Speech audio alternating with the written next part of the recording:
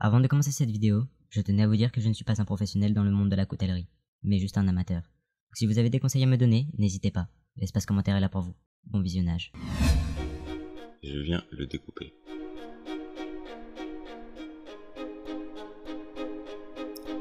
Je viens coller du scotch double face afin de pouvoir coller le patron sur une plaque d'acier.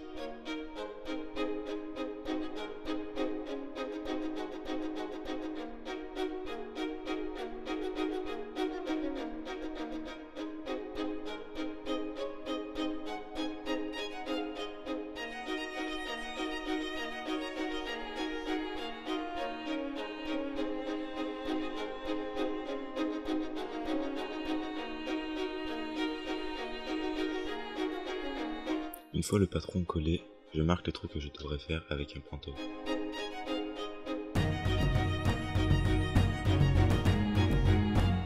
Puis, avec un feutre indélébile, je marque le contour de mon patron.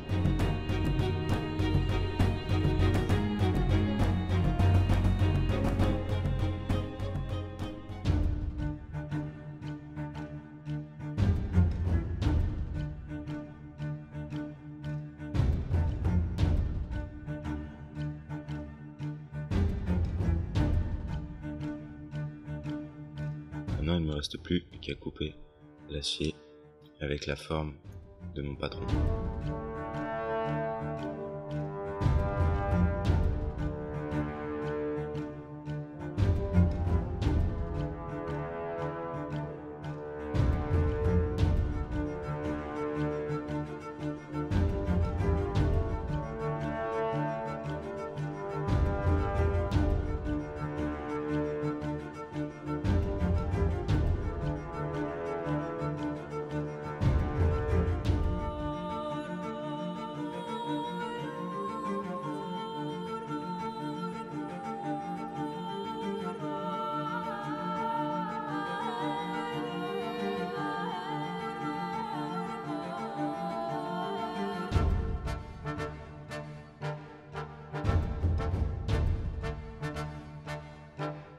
Une fois la forme du couteau découpée dans la plaque d'acier, je viens limer les bords pour épouser parfaitement la forme du patron.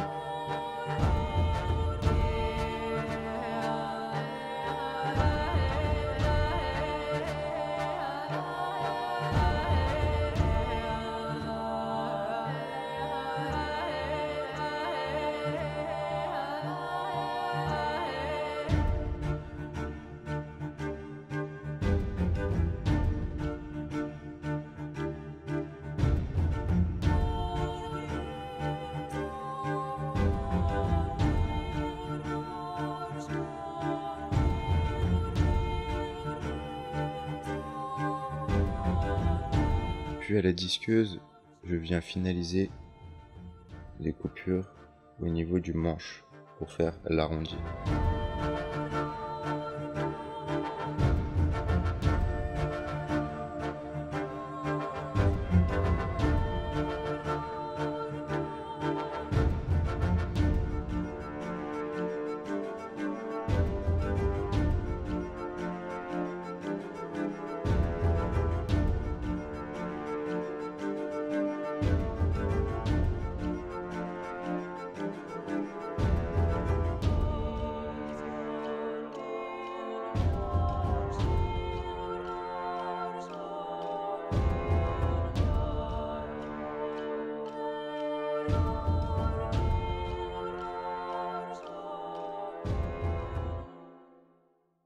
Par la suite, je viens réaliser mes différents perçages.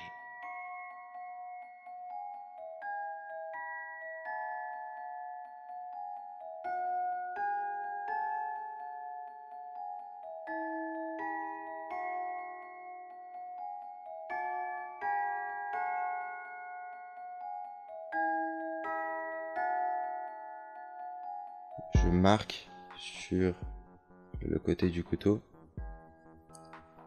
l'endroit où se situera le tranchant de la lame.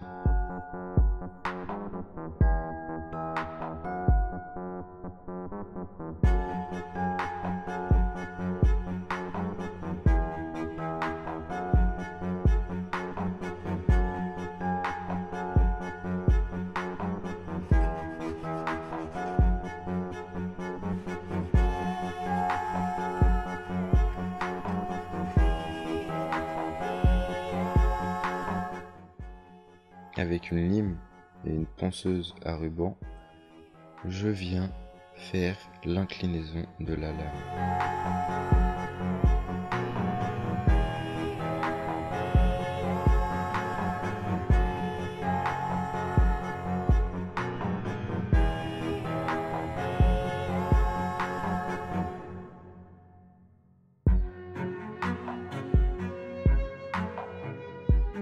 Je finalise les trous avec un forêt de 4 mm.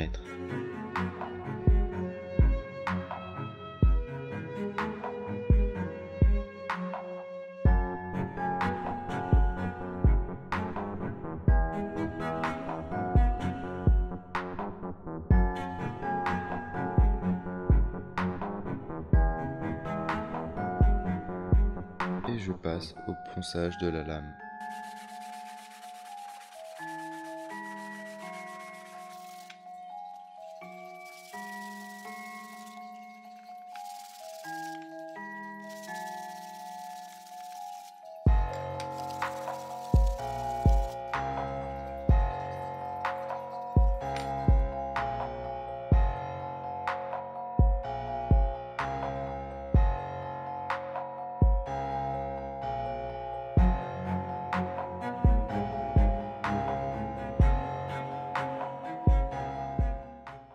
Je passe alors par la suite au cran qu'il y aura au-dessus du couteau. Je viens faire une prédécoupe avec une scie et je finalise le tout avec ma Dremel.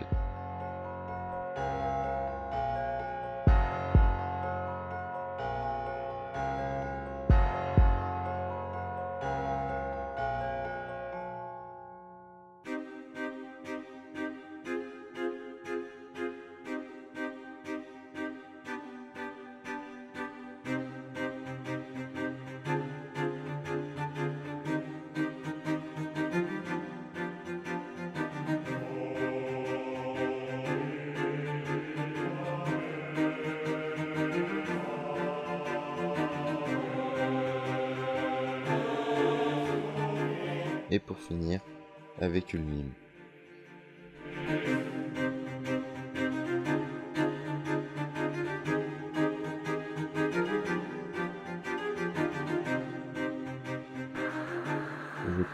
Je passe ensuite à la trempe du couteau. Je fais chauffer la lame à rouge dans un four à gaz. Je viens tremper par la suite cette lame dans un bain d'huile.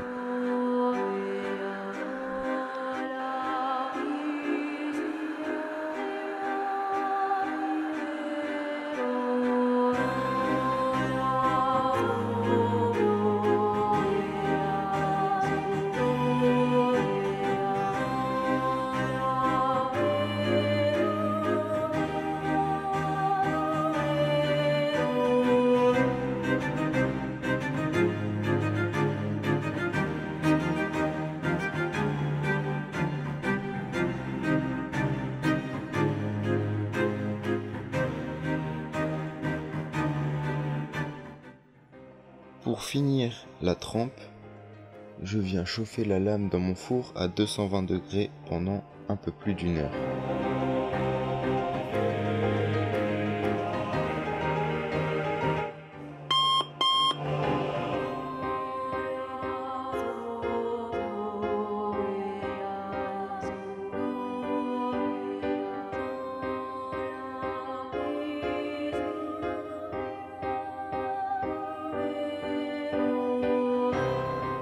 Comme vous le voyez, la lame est maintenant noire. Il ne vous reste plus qu'à poncer le tout pour retrouver sa couleur brillante.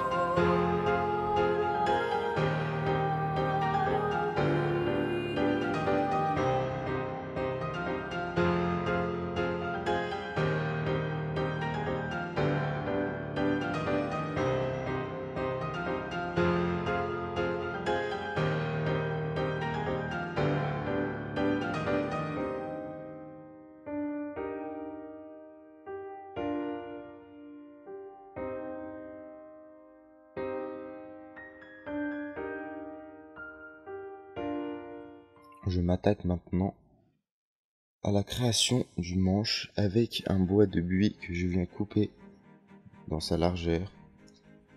Puis je dessine le contour de mon manche et je le découpe.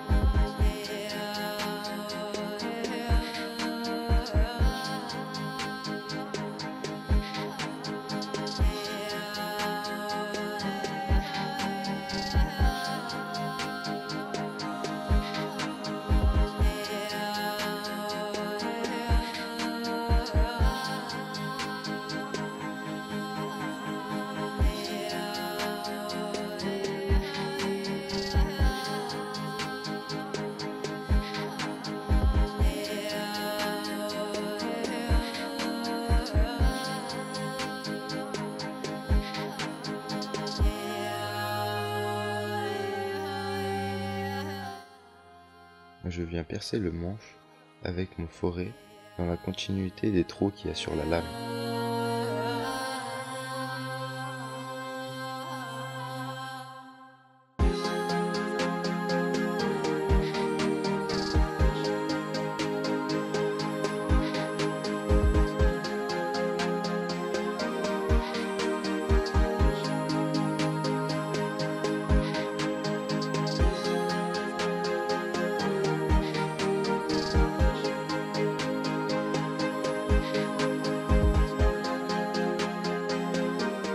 Une fois les deux parties du manche égalisées et identiques, je viens marquer à 8 mm la hauteur du manche.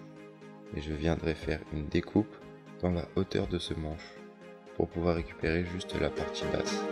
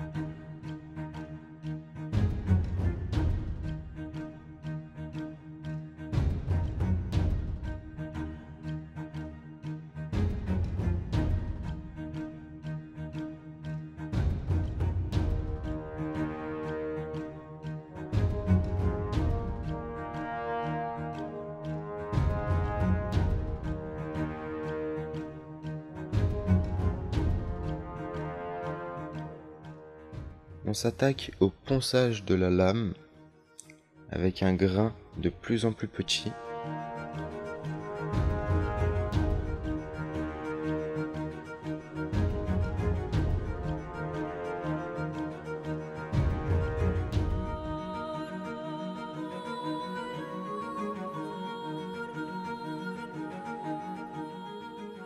Et pour finir, avec de la pâte à polir, on vient polir la lame pour lui donner un aspect brillant.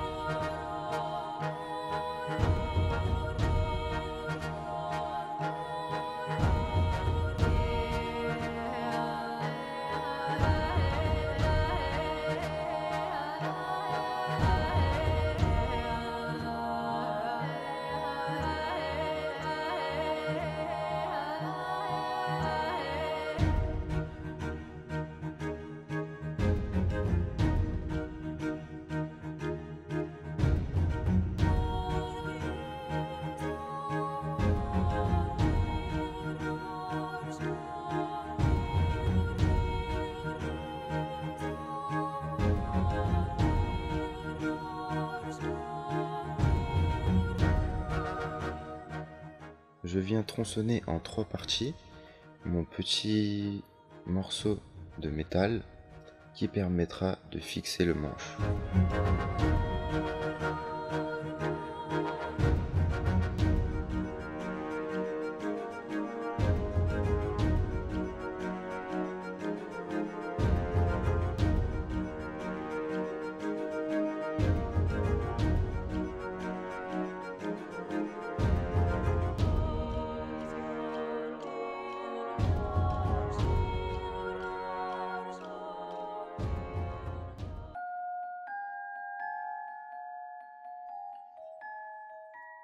Par la suite, je viens coller les 3 parties du couteau avec de la colle composée avec un composant A et un composant B qui permettra de coller les 3 parties indéfiniment.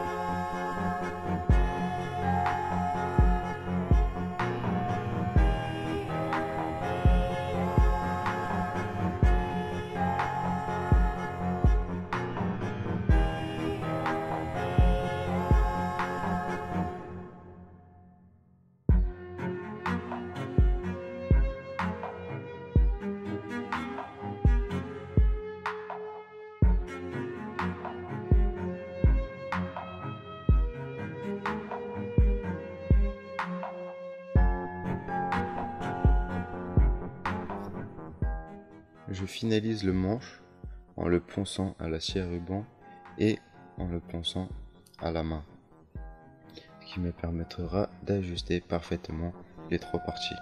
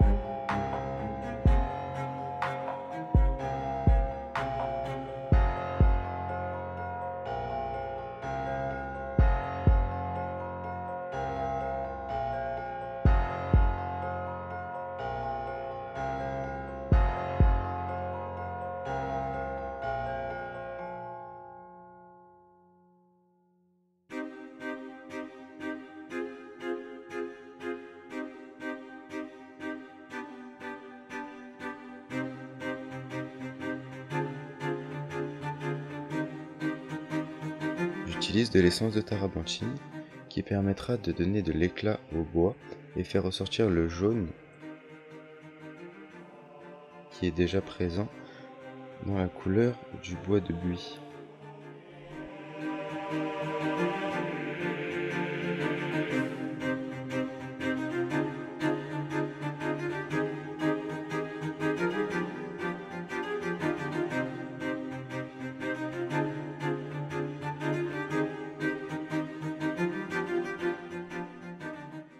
Je suis venu vernir le manche avec un vernis incolore, ce qui permet de conserver le bois et qu'il résiste à l'eau.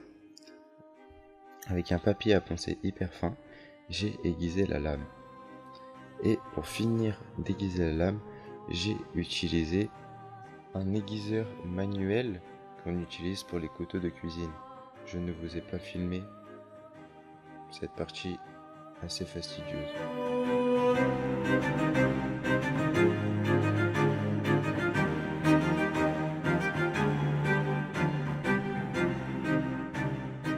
Pour finir, je suis venu mettre une petite ficelle et vous pouvez admirer le couteau fini. Je trouve qu'il est plutôt joli. Il est plutôt bien fait. Personnellement, je suis assez fier du travail que j'ai fait, même si ce n'est pas un travail parfait. Ça reste un des premiers couteaux vraiment finaliser correctement.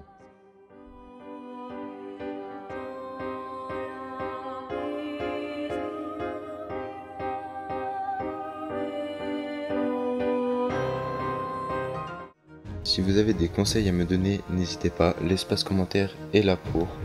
J'espère que cette vidéo vous aura plu. N'hésitez pas à liker, à vous abonner. Et sur ce, à une prochaine vidéo.